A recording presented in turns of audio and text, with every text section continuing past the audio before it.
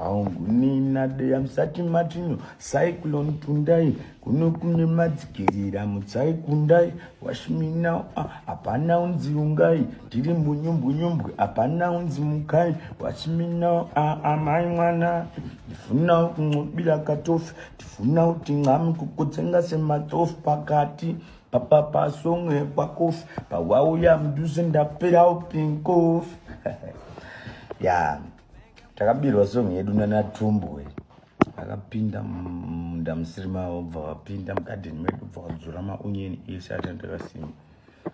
but kuzinyarara maybe waangasafunga kuti pamwe atigone kuzvitaura kana tosvika kuzvitaura but tikuvaona varikutambira mugadheni medu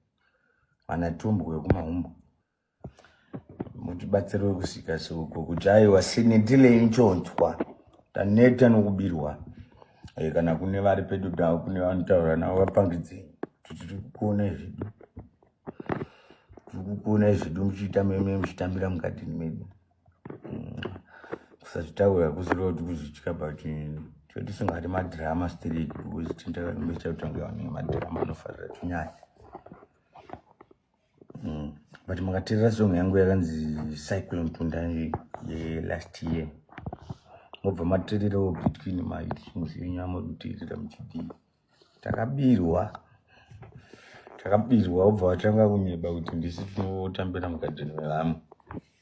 vakutotanga kutomboka tumaklasi twakatakwa but haisi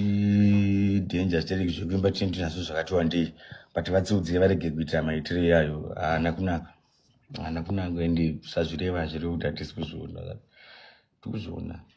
kuzviona baba lula vakagutunurirwa